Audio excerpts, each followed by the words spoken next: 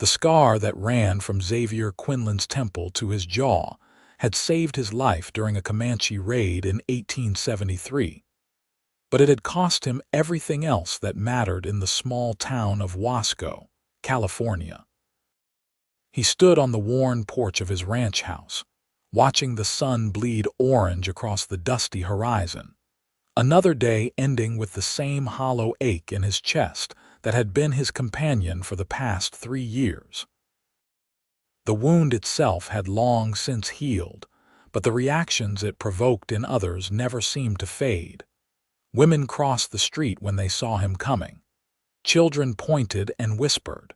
Even the hardened men at the saloon looked away, as if the twisted flesh on his face might somehow be contagious. Xavier had stopped going into town except when absolutely necessary. His ranch, modest though it was, provided enough isolation that he could sometimes forget what he looked like, could pretend for a few hours that he was still the man he had been before. The cattle didn't care about his appearance. The horses didn't flinch when he approached. In their simple acceptance, he found a kind of peace, even if it was tinged with loneliness. The knock on his door came just as the last light was draining from the sky. Xavier froze, his hand halfway to the coffee pot. Nobody knocked on his door. Nobody came out here unless they were lost or desperate.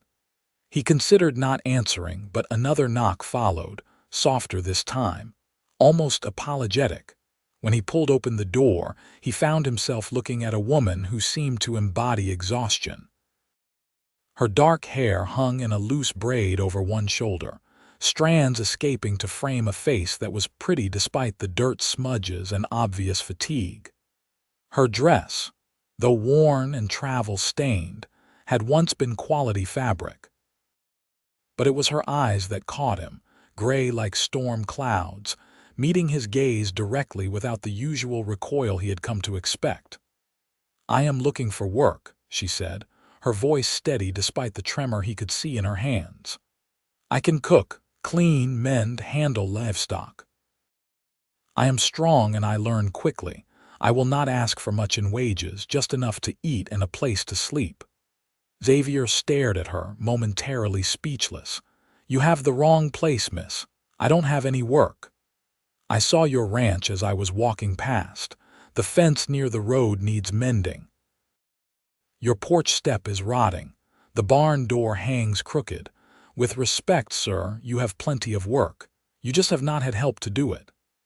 She met his eyes again, and he noticed she still had not looked away from his scar.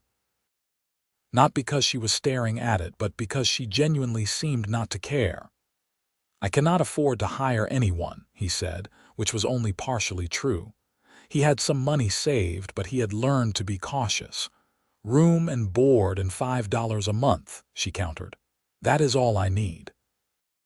"That is robbery for any ranch hand worth their salt. Why would you work so cheap?" For the first time, she looked away, glancing back toward the darkening road. "Because I need to disappear for a while, and nobody asks questions about people they barely pay." Xavier should have closed the door. Every instinct told him that this woman meant trouble, that whatever she was running from would eventually find its way to his doorstep. But something in her eyes, that same desperate isolation he saw in his own mirror every morning, made him hesitate. "What is your name?" he asked. "Nora Lawson," she replied, and he believed it was probably true, though he suspected she had other names she could have given. "I am Xavier Quinlan. If you are running from the law, I need to know now." "I am not running from the law," Nora said firmly. "I am running from a man who thinks he owns me. My husband died 6 months ago in Sacramento. His brother decided that I was now his property. I disagreed, so I left." The simple, matter-of-fact way she stated it told Xavier more than a lengthy explanation would have. He recognized the look of someone who had endured something terrible and survived it through sheer stubbornness. "The barn has a loft," he heard himself saying. "It is clean and dry. I will get you some blankets. There is a pump out back for washing." Come inside and I will fix you something to eat. Then we will talk about work in the morning." The relief that washed over her face made her look younger, and Xavier realized she could not be much older than 25. She followed him inside, and he noticed she moved carefully, one hand pressed to her side in a way that suggested either injury or extreme exhaustion. His house was simple but clean. A single large room with a cooking area, a table, and his bed sectioned off by a curtain in the corner. He gestured for her to sit at the table while he stoked the fire and put together a quick meal of beans, salt pork, and the bread he had baked that morning. He was aware of her eyes on him as he worked, but unlike the usual stares he endured, hers felt merely curious. "How did you get the scar?" she asked, and he nearly dropped the spoon he was holding. Nobody ever asked him directly. They whispered about it, speculated, invented wild stories, but nobody had the courage or courtesy to simply ask. "Comanche raid 3 years back," he said, his voice rough. "I was riding dispatch for the army. We got ambushed. A warrior's tomahawk caught me across the face. Should have killed me, but I guess I have a hard head. Woke up 3 days later with a field surgeon telling me I was lucky to be alive." "You were lucky," Nora said simply. "You are alive." Something in Xavier's chest loosened at those words, at the casual acceptance in her tone. He served the food and sat across from her, watching as she ate with the focused intensity of someone who had not had a proper meal in days. "How long have you been traveling?" he asked. 2 weeks. "I had a little money, enough for a stage part of the way, but I had to walk the last 50 miles or so. I did not want to go through any of the bigger towns where someone might remember seeing me." She paused, her fork halfway to her mouth. "He will look for me. Marcus, my husband's brother. He is not the type to let things go. If he comes here, he will find that I am also not the type to let things go," Xavier said quietly. "A man who thinks he can claim a woman against her will is not a man at all." Nora looked at him for a long moment, and something passed between them, an understanding born of shared wounds, though of different kinds. After she finished eating, Xavier showed her to the barn, carrying an armful of blankets and a pillow from his own bed. The loft was spacious, with clean hay and enough height that she could stand upright. He helped her arrange the blankets into a makeshift bed, and she sank down onto it with a sigh that seemed to come from her very soul. "Thank you," she said softly. "You do not know what this means to me."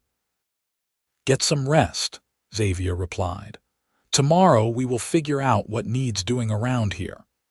He left her there and walked back to the house, very aware that his life had just become significantly more complicated.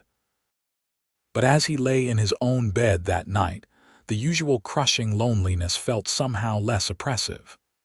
There was another person on his land, someone who had looked at him without revulsion or pity, someone who needed help as much as he needed purpose.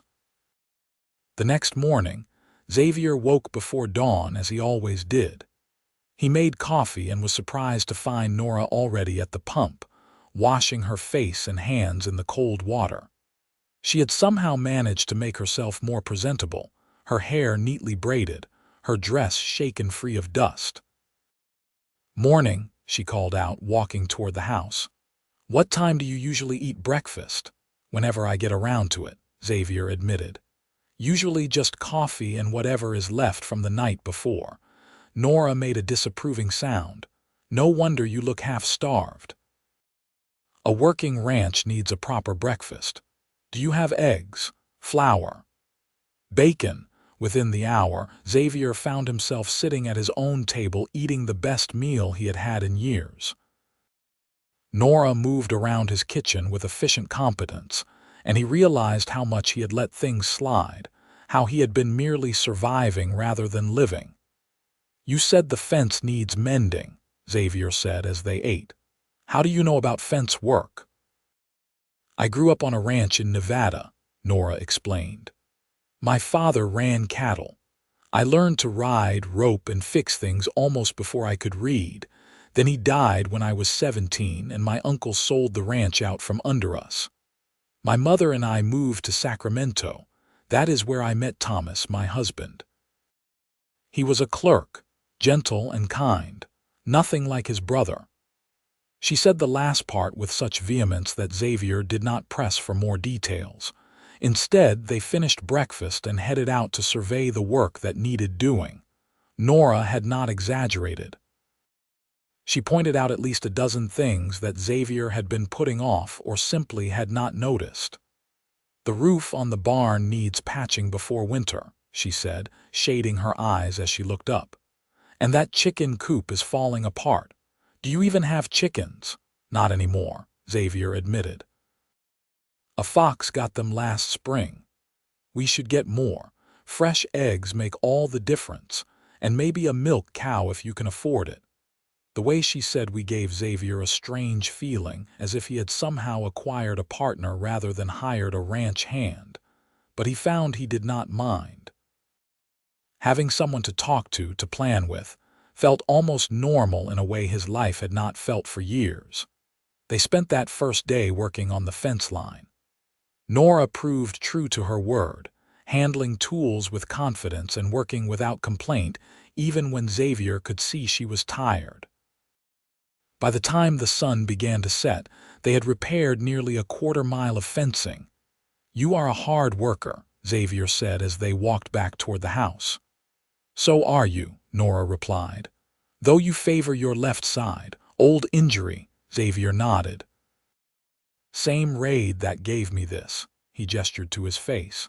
"Took a bullet in the shoulder. Healed well enough, but it aches when the weather turns." "I know someone who taught me about poultices," Nora said.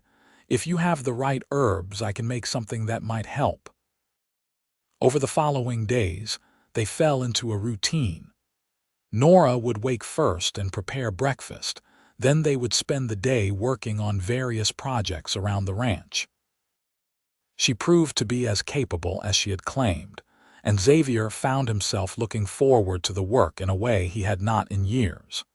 Having someone to share the burden made everything seem more manageable, but it was the evenings he enjoyed most. After dinner, they would sit on the porch and talk as the sun went down. Nora told him about growing up in Nevada, about her father teaching her to ride, about the freedom she had felt as a child running wild across the range.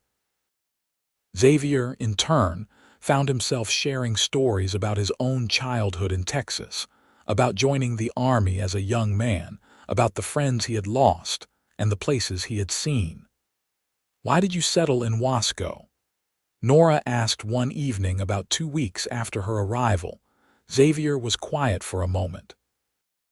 "After I got hurt, after the surgery and recovery, I could not stay in the army.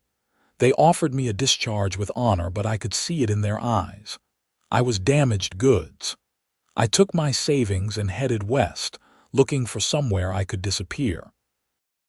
Found this place being sold cheap because the previous owner had died with no heirs. Seemed as good a spot as any to hide." "You should not have to hide," Nora said softly. "What happened to you was not your fault." "Try telling that to the good people of Wasco," Xavier replied with more bitterness than he intended. "I went into town 3 times in the first month I lived here. 3 times I tried to just be normal, to buy supplies, to maybe have a drink at the saloon. Every woman I spoke to looked at me like I was a monster. One actually screamed. After that, I stopped trying." Nora reached over and placed her hand on his arm. It was the first time she had touched him voluntarily, and Xavier felt the warmth of her palm through his shirt sleeve. "Their loss," she said firmly. "You are a good man, Xavier Quinlan. I have known enough bad men to recognize the difference." Something shifted between them in that moment. Xavier became acutely aware of how close she was sitting, of the way the lamplight from inside the house caught in her gray eyes, of how her hand felt on his arm. He had spent so long convinced that no woman would ever look at him with anything but horror that he had forgotten what it felt like to be seen as human.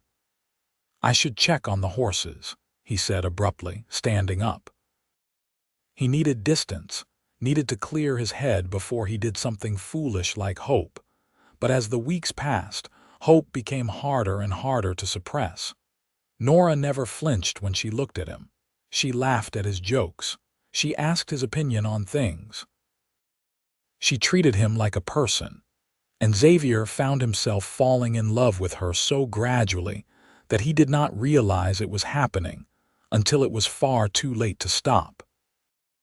One morning, about a month after Nora's arrival, Xavier woke to find Frost on the ground and Nora already up and working on repairing the chicken coop.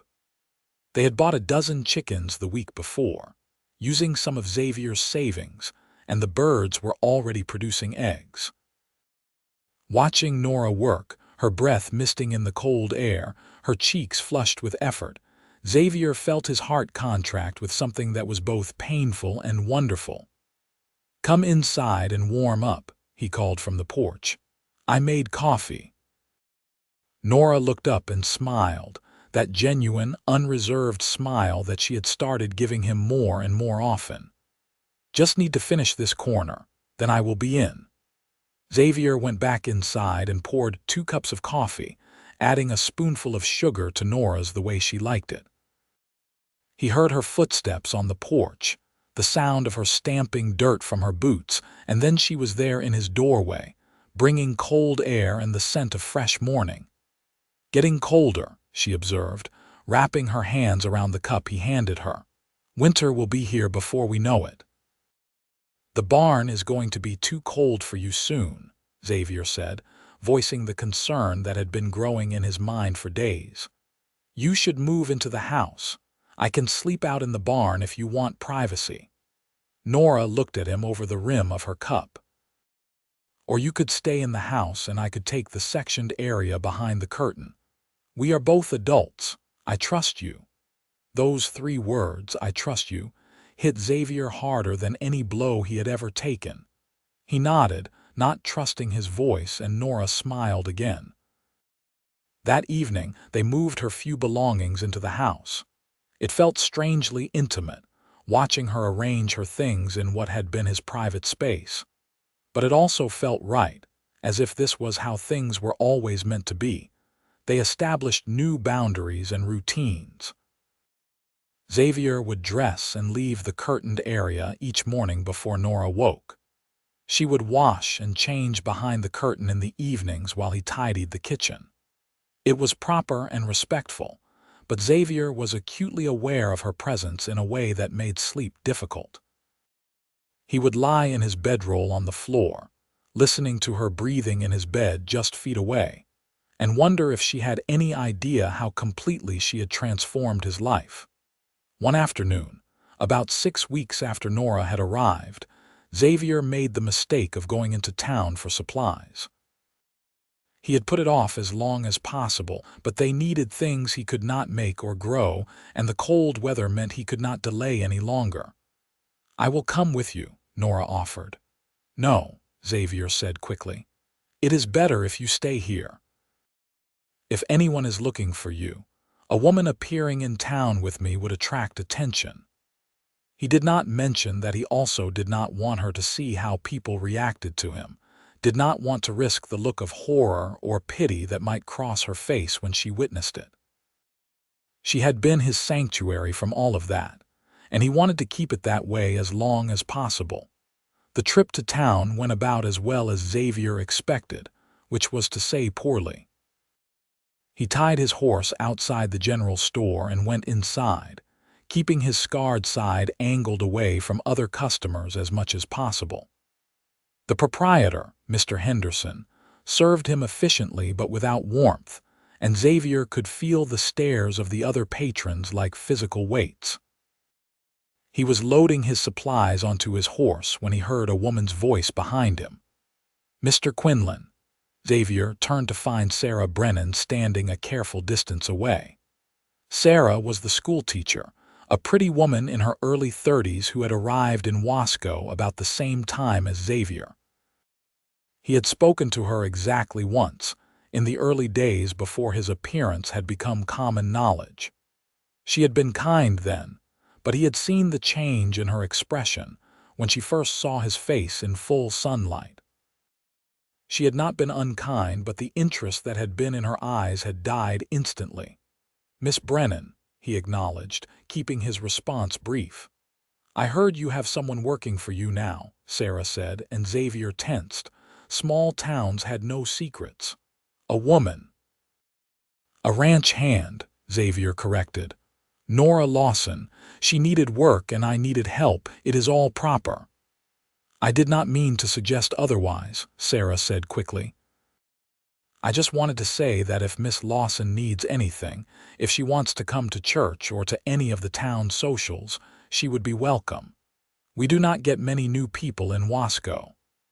The unspoken message was clear. Nora would be welcome. Xavier would not. He managed a tight nod and turned back to his horse, but Sarah was not finished. "Mr. Quinlan, I also wanted to apologize.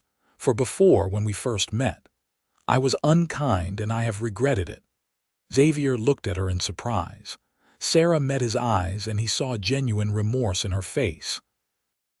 "You were not unkind," he said quietly. "You were honest. I know what I look like." "You look like a man who served his country and paid a price for it," Sarah said firmly. "I should have seen that sooner. I hope you can forgive me." Before Xavier could respond, a man's voice called out from across the street. "Quinlan, that you?" Xavier turned to see Marcus Lawson striding toward him, and his blood ran cold. He had never met the man, but he knew instantly who it was. Marcus was tall and broad-shouldered, with the kind of easy confidence that came from always getting what he wanted. His face was hard, his eyes calculating as they swept over Xavier. "Do I know you?" Xavier asked, though he already knew the answer. "Not yet, but I think we are about to become acquainted. I am looking for my sister-in-law, Nora Lawson." Pretty woman, dark hair, ran off from Sacramento about 2 months back. "Heard tell there is a woman matching her description working at your ranch." Xavier kept his expression neutral. "Lots of dark-haired women in California." Marcus smiled, but there was no warmth in it. "True enough, but not many traveling alone, desperate enough to work for a man nobody else would go near." He gestured casually at Xavier's scar. "No offense meant. Plenty taken," Xavier replied evenly. "And no, I have not seen anyone matching that description." It was a lie, and Marcus clearly knew it. His smile widened. "Well, if you do happen to see her, you let her know that her family is worried about her. We just want to bring her home where she belongs." "If I see her, I will let her know that someone was looking for her," Xavier said. "Though I would think a grown woman is entitled to make her own choices about where she belongs." Marcus's expression hardened. "Family business is not your concern. You just remember what I said." He turned and walked away, and Xavier realized his hands were clenched into fists. Sarah was still standing nearby, having witnessed the entire exchange. "That man is trouble," she said quietly. "I know," Xavier replied. "Thank you for the warning about church. I should get back." He rode home faster than was probably wise, his mind racing. Marcus knew, or at least strongly suspected, that Nora was at his ranch. The question was what the man would do next. Xavier doubted Marcus would simply give up and go home. Nora was in the barn when Xavier returned, forking hay to the horses. She looked up as he entered, and her smile faded when she saw his expression. "What happened?" "Marcus was in town. He knows you are here, or suspects it strongly enough that it makes no difference. He approached me, made it clear he was not giving up." All the color drained from Nora's face. She swayed slightly, and Xavier dropped the supplies he was carrying to steady her. "Easy," he said softly. "I am not going to let him take you, but we need to be prepared. What can you tell me about him?" Nora took a deep breath, visibly gathering herself. He is mean, Xavier. Not just cruel, but cunning with it. He knows how to hurt people in ways that do not show. After Thomas died, Marcus started coming around. Little things at first, comments about how I should not be alone, how he could take care of me. Then he started letting himself into my house. He would be there when I got home from the market, sitting in Thomas's chair like he owned the place. One night he told me that Thomas had borrowed money from him before he died, a large sum, and now the debt was mine to pay. Was it true? I do not know. Thomas handled the finances. But even if it was true, Marcus made it clear that he was not interested in money. He wanted me. Said I owed it to the family to marry him to keep things proper. When I refused, he got angry. He grabbed me, hurt me. I managed to get away and I ran. I have been running ever since. Xavier felt rage building in his chest, cold and purposeful. He is not taking you anywhere. This is your home now if you want it to be. Nora looked up at him, her gray eyes shimmering with unshed tears. You cannot fight my battles for me, Xavier. This is not your problem. Yes, it is, Xavier said firmly. You made it my problem when you knocked on my door. More than that, you made it my problem when you looked at me like I was human instead of a monster. You gave me something I thought I had lost forever, Nora. I am not going to stand by and let some bully take you back to a life you do not want. What if he brings the law? What if he convinces them that I really do owe him money, that I am a thief? Then we will deal with it. But I do not think that is what he wants. Men like Marcus do not involve the law unless they have to. They prefer to handle things their own way.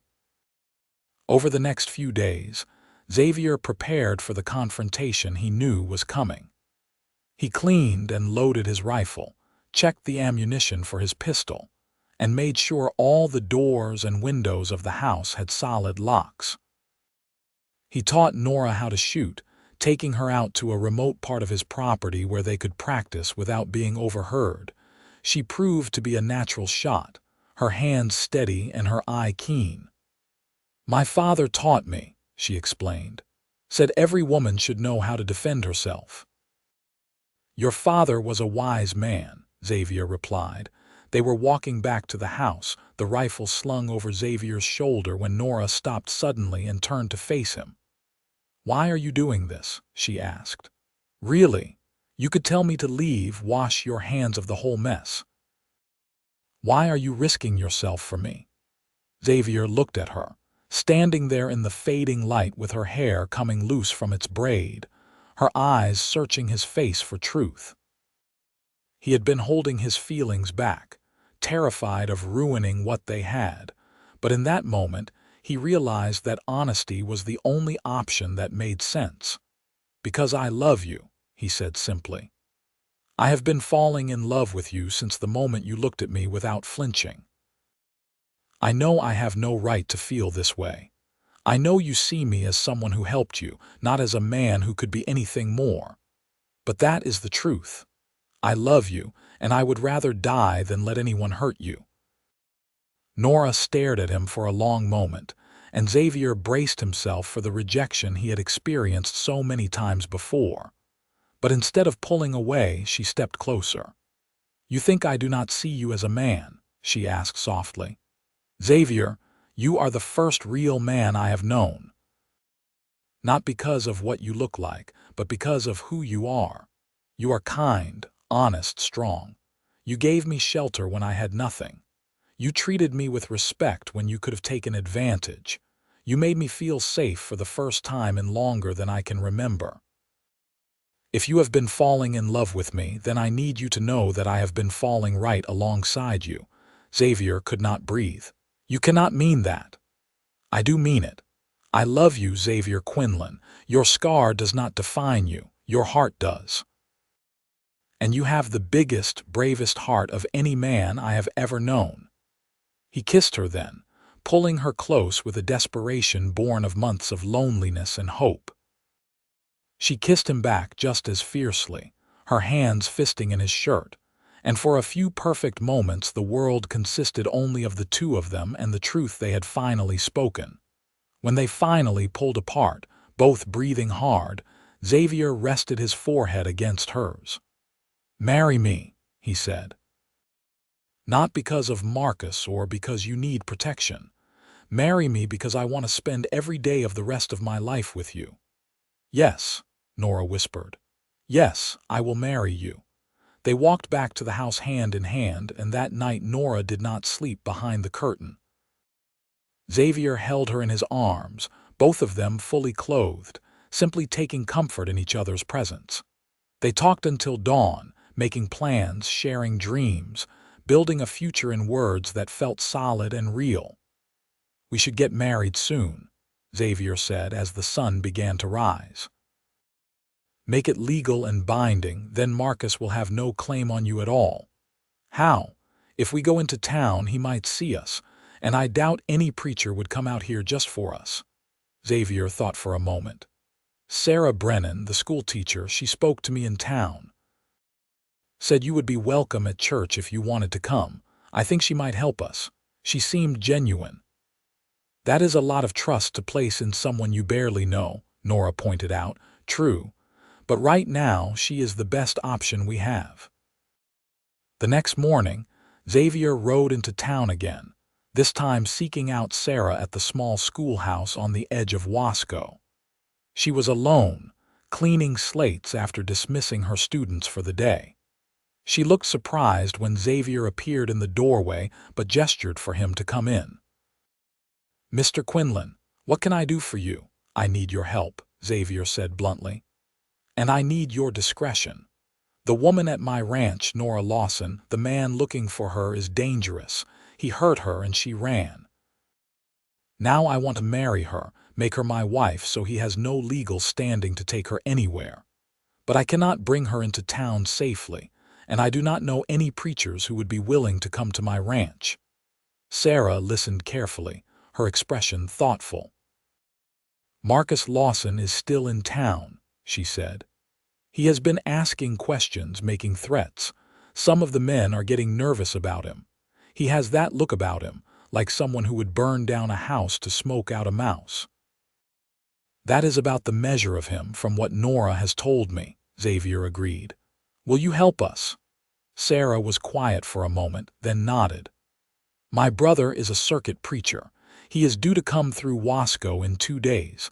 I can ask him to make a stop at your ranch on his way to the next town. But Mr. Quinlan, you should know that marrying Nora will not necessarily stop Marcus. Men like him do not respect laws or vows." "I know, but it is a start, and it is what we both want, regardless of Marcus." "Then I will help," Sarah said. "Have Nora ready 2 days from now around noon." "My brother's name is Reverend James Brennan. He is a good man. He will not ask unnecessary questions." Xavier thanked her and rode home, feeling both hopeful and anxious. 2 days. They just had to stay safe for 2 more days. But that night, as Xavier and Nora sat together after dinner, they heard horses approaching.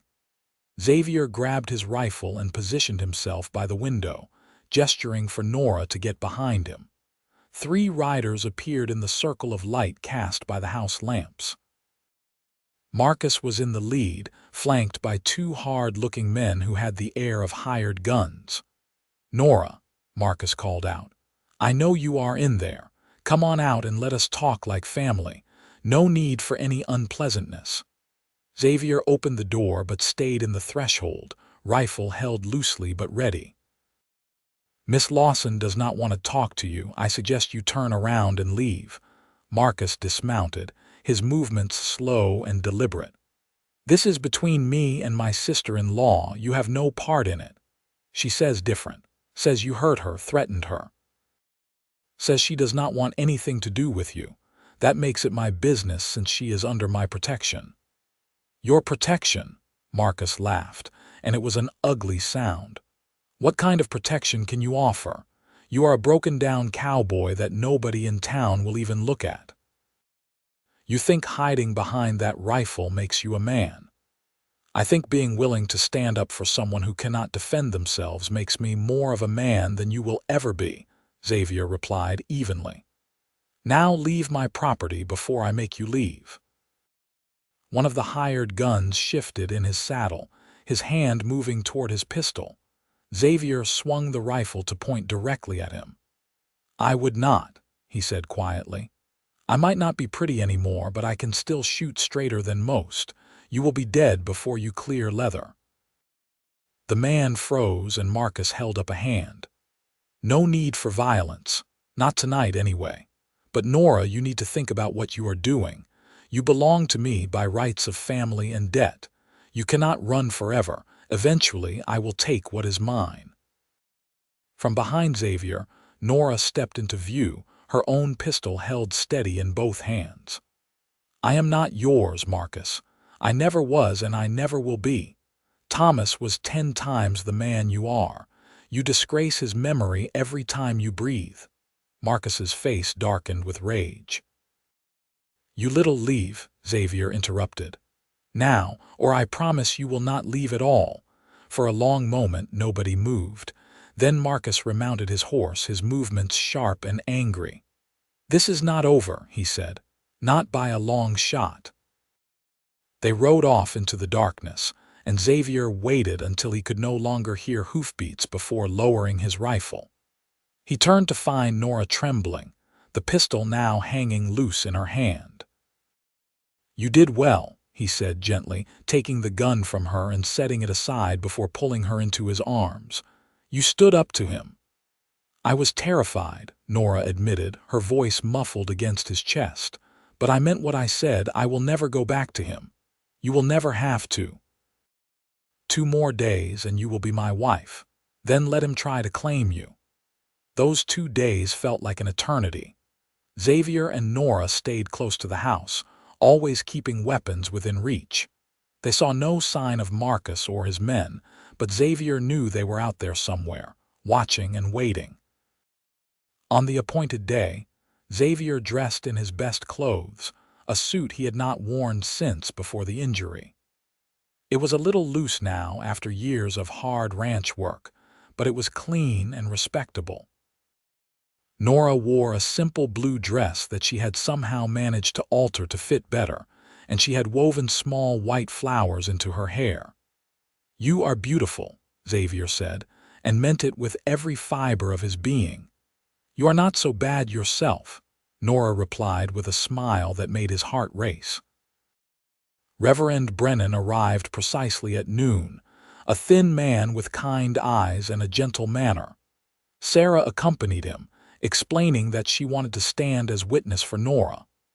Sarah told me your situation, the Reverend said to Xavier as they shook hands. I want you to know that I am honored to officiate this marriage. Any man willing to stand between a woman and danger is someone I am proud to call a child of God, scarred or not. The ceremony was simple but profound. They stood in Xavier's modest house, with Sarah and the Reverend as witnesses, and spoke vows that came from the heart. Xavier promised to love, honor, and protect Nora for all his days. Nora promised to stand by Xavier through whatever trials came, to be his partner and his equal. When the Reverend pronounced them husband and wife, Xavier kissed Nora with a joy he had thought lost to him forever. She was his wife. They belonged to each other now. In the eyes of God and the law, Sarah produced a bottle of wine she had brought for the occasion, and they toasted the marriage. The Reverend signed the marriage certificate, as did Sarah, and handed the document to Xavier. Keep this safe, he advised. It is your proof that Mrs. Quinlan here is legally bound to you and to no one else. After the Reverend and Sarah left, Xavier and Nora stood together in the house that was now truly theirs. I never thought I would have this, Xavier said quietly. A wife, a real home, someone who loves me. Neither did I, Nora admitted. After Thomas died, I thought that part of my life was over. I thought I would spend the rest of my days alone, or worse, trapped with Marcus. You gave me hope, Xavier. You gave me a future. That night they truly became husband and wife in every sense of the word. Xavier had worried that Nora might be repulsed by his scarred body, but she touched him with tenderness and desire, making it clear that she wanted him as much as he wanted her. They made love slowly, carefully, learning each other's bodies and responses, building something beautiful from the ashes of their separate pains. But their peace was short-lived. 3 days after the wedding, Xavier was in the barn when he heard Nora scream. He ran toward the house, pistol drawn, to find Marcus forcing his way through the door while Nora tried to block his path. "Get out," she was shouting. "You have no right to be here." Xavier fired a shot into the ground at Marcus's feet, causing the man to jump back. "She told you to leave." Marcus turned, and Xavier saw that he was beyond reason now, his eyes wild with rage and something that looked like madness. "She is mine," he roared. "My brother left her to me. That is how it works." "No," Nora said firmly, stepping out from behind Xavier to stand at his side. "That is not how anything works. I am not property. I am a human being with rights and choices, and I choose Xavier. I married him 3 days ago, legal and binding. You have no claim on me, Marcus. You never did." "I will kill you both," Marcus snarled, reaching for his gun. Xavier was faster. His shot caught Marcus in the shoulder, spinning him around. The man fell to his knees, clutching his arm, blood seeping between his fingers. "You shot me," Marcus said, sounding more shocked than pained. "I did," Xavier agreed, keeping his pistol trained on the fallen man. "And I will shoot you again if you ever come near my wife. Nora, ride to town and get the sheriff. Tell him what happened." Nora hesitated. "I do not want to leave you alone with him." "I will be fine. Go, we do this legally by the book, so there is no question later." Nora rode hard to Wasco and returned within the hour with Sheriff Tom Walker, a grizzled veteran who had seen his share of trouble. The sheriff took one look at Marcus, still sitting on the ground clutching his wounded shoulder, and at Xavier standing guard with the rifle. "Somebody want to tell me what happened here?" Walker asked. Xavier and Nora explained, with Xavier making sure to mention that Marcus had forced entry and that he had only fired after Marcus reached for his weapon. Sarah Brennan had accompanied the sheriff and provided additional context about Marcus's behavior in town over the past weeks. "That true?" Walker asked Marcus. "You threatened these folks." "She belongs to me," Marcus said stubbornly. "Her husband owed me money." "Even if that was true, which I doubt, debt does not transfer through marriage," Walker said. "And even more important, this lady here is now Mrs. Quinlan, legally married. You got no claim on her at all. Forcing your way into their house makes you the criminal here. He shot me." In defense of his property and his wife, some might say he should have aimed higher. Walker turned to Xavier. "I am taking him in. He will see a doctor, then he will see a cell.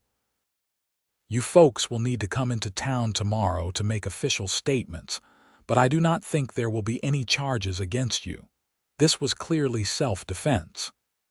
After the sheriff took Marcus away, Xavier and Nora stood together in the doorway, watching the dust settle on the road. "Is it really over?" Nora asked quietly. "I think so. Marcus will go to jail, and even if he gets out eventually, he knows now that you are beyond his reach.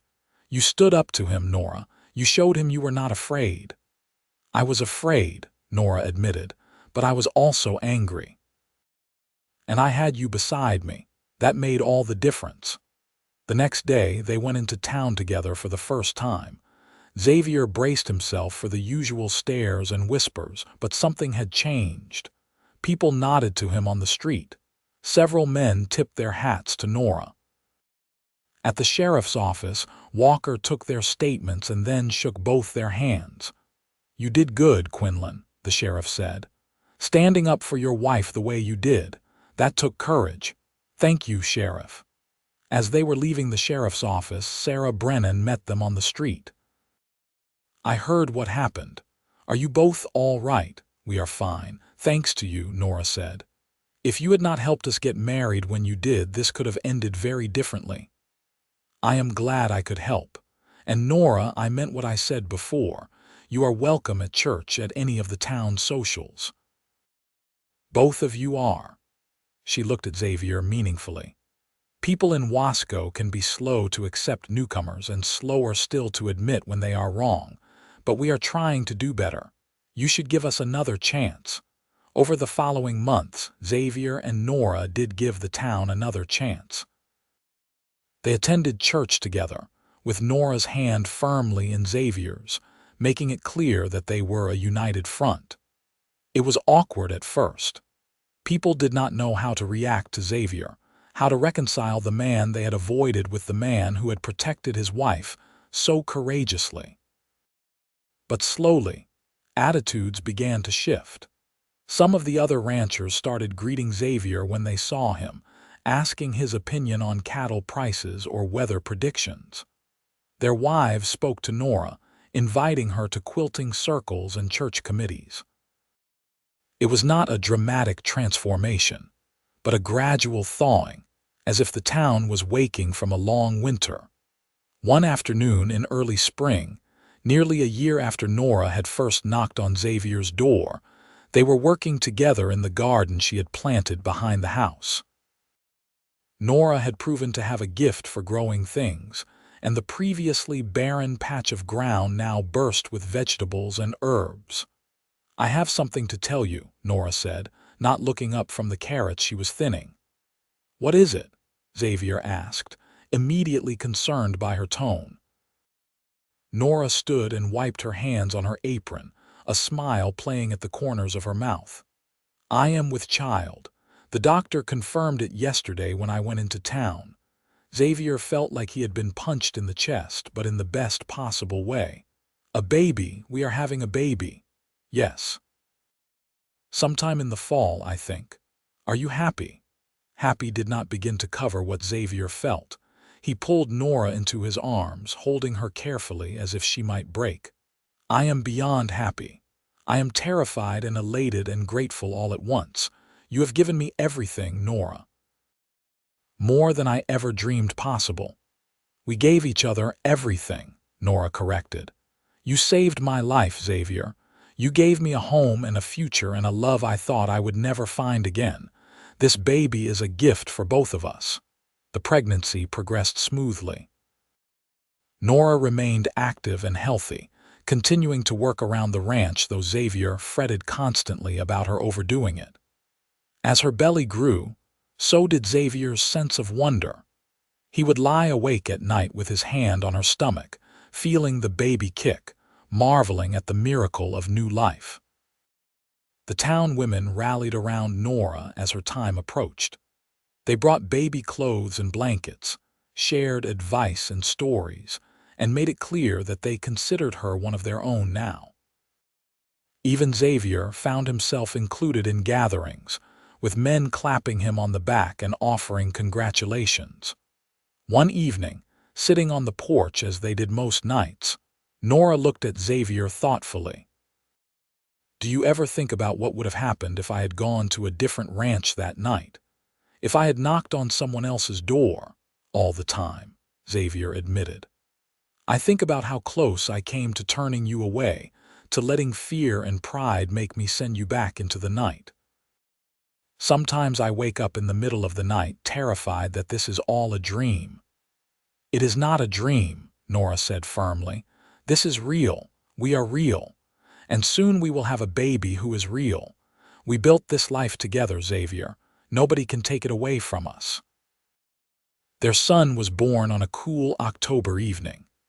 The labor was long and difficult, with Sarah and 2 other town women attending Nora while Xavier paced outside, half mad with worry.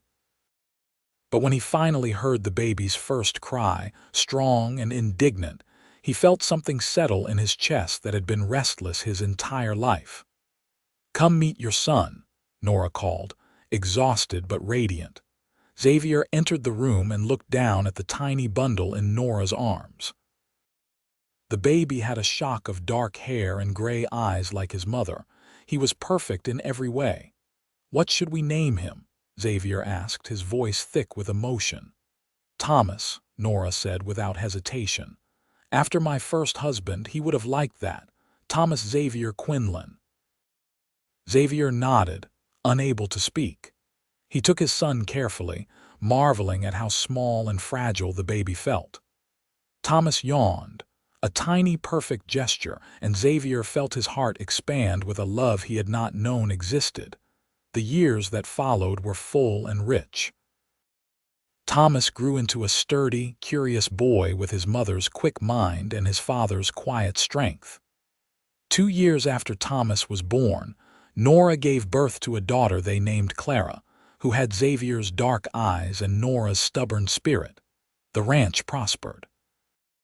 With Nora's help and guidance, Xavier expanded his herd and improved his land.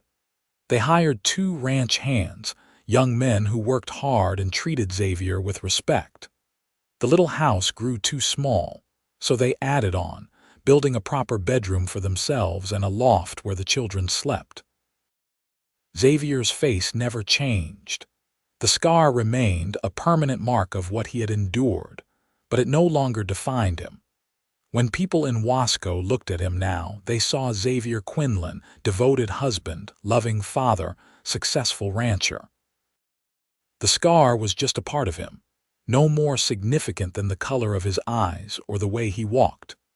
One Sunday after church, when Thomas was 7 and Clara was 5, the family was walking back to their wagon when a young woman approached them hesitantly. She was a stranger, travel-worn and tired, and she looked at Xavier with the same desperate hope that Nora had shown years before. "Excuse me, sir," she said quietly. "I am looking for work. I can cook and clean. I do not need much, just a place to stay and food to eat." Xavier looked at Nora, who gave him a knowing smile. He turned back to the young woman. "What is your name?" "Lily, sir. Lily Me Porter." "Well, Lily Me Porter, I think we might be able to help you, but first, let us get you something to eat and hear your story.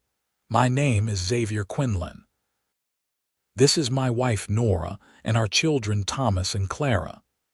As they drove Lily back to the ranch, Xavier caught Nora's eye and saw his own thoughts reflected there. They had been given a second chance at life, at love, at happiness. Now it was their turn to offer that same chance to someone else. That night, after Lily was settled in the guest room they had prepared and the children were asleep, Xavier and Nora sat together on their porch as they had done countless times before.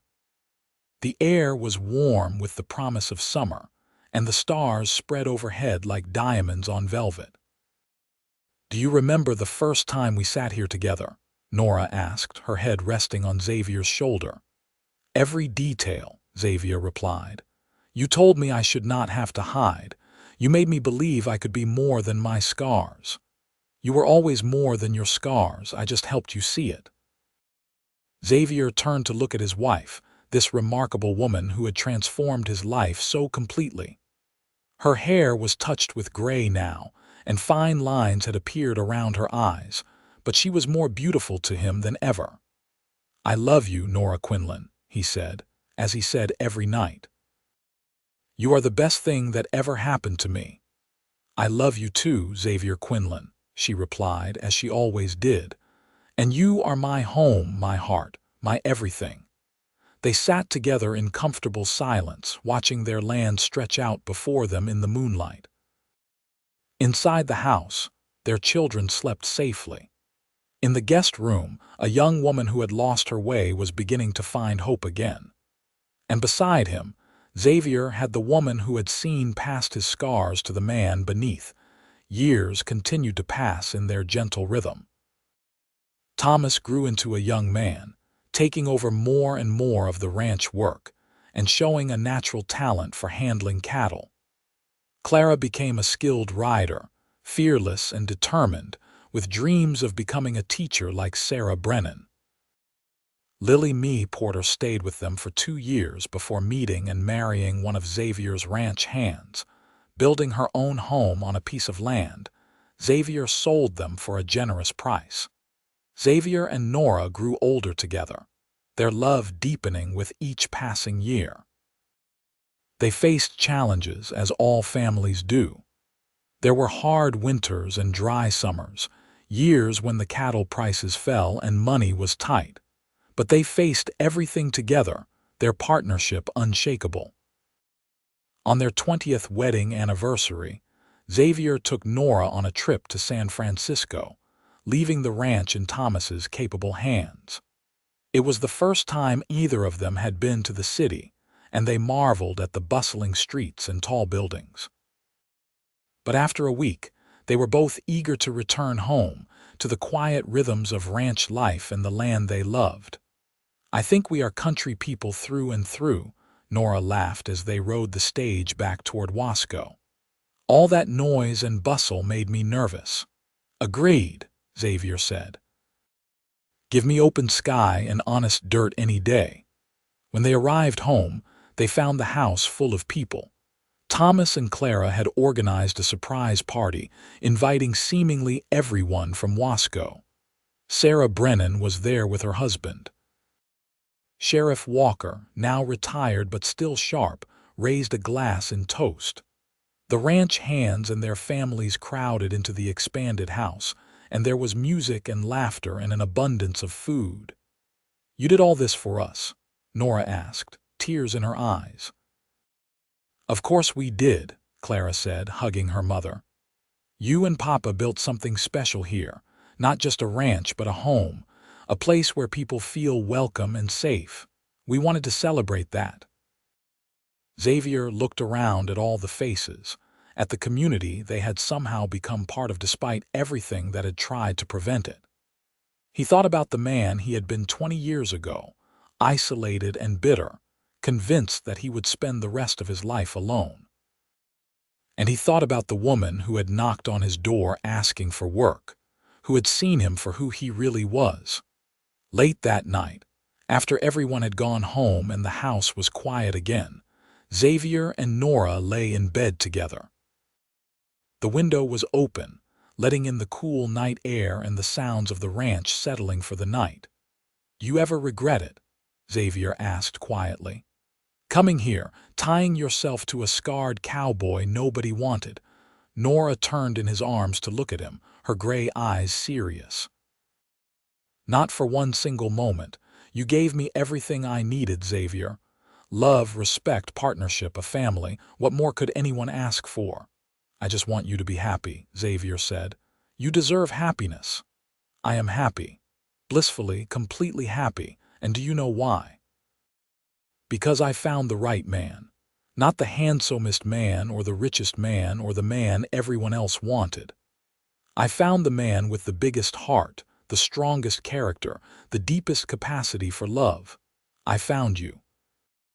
Xavier kissed her then, long and slow, pouring 20 years of love and gratitude into that single gesture.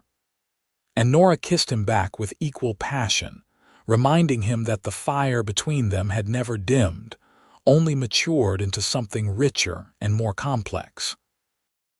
As they drifted toward sleep, wrapped in each other's arms, Xavier felt a peace he had not known was possible. His scar was still there, would always be there. But it no longer mattered. He had built a life beyond it, filled with love and purpose and joy. The years continued their march. Thomas married a girl from the neighboring ranch, a smart and capable woman who fit perfectly into the family.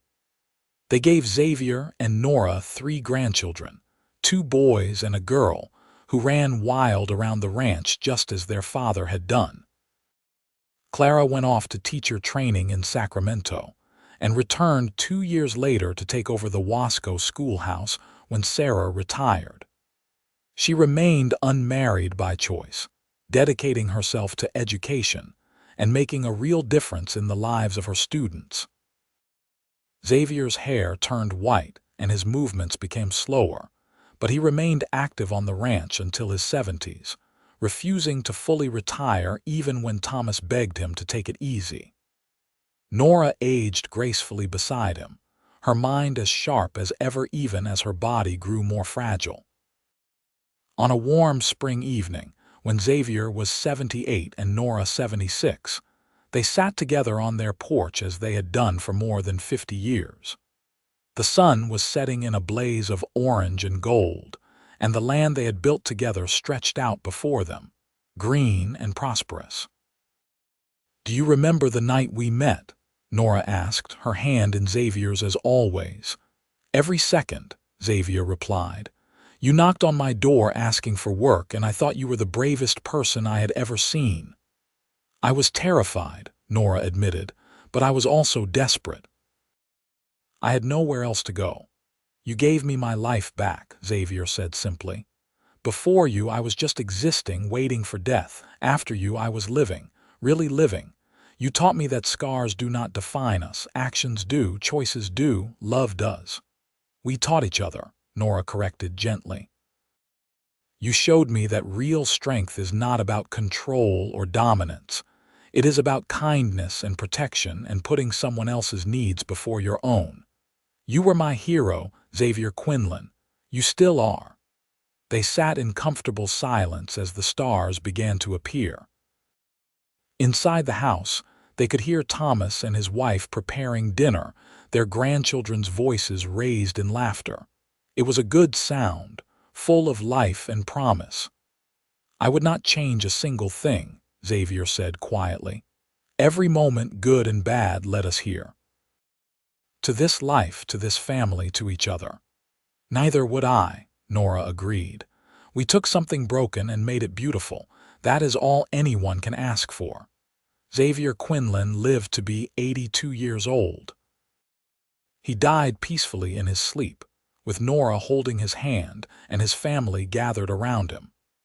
Nora followed him exactly 1 year later, on the anniversary of his death, as if she had been waiting for just the right moment to join him.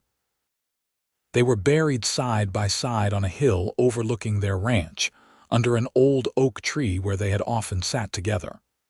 Their headstones were simple, bearing only their names, the dates they had lived, and a single line inscribed by their children. "They taught us that love sees beyond scars." Thomas continued to run the ranch, passing it eventually to his own son. Clara retired after 40 years of teaching, having educated 3 generations of Wasco children. The little town grew and changed, as all places do, but the story of Xavier and Nora Quinlan remained, passed down through families, a reminder that true love is not about perfection. It is about seeing someone for who they really are and choosing them anyway, scars and all. The ranch house still stands, expanded and modernized but essentially unchanged. The porch where Xavier and Nora spent countless evenings together remains, and sometimes, on warm spring nights, people swear they can feel a presence there.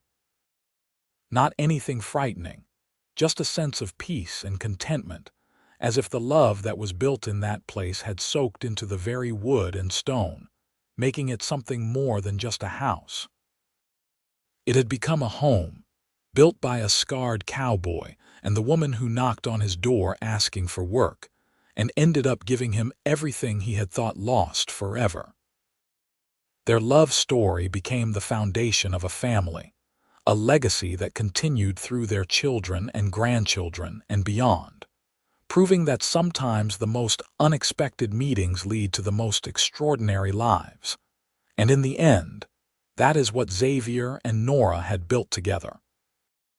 An extraordinary life, full of love and purpose and joy, rising from the ashes of rejection and pain to become something beautiful and lasting.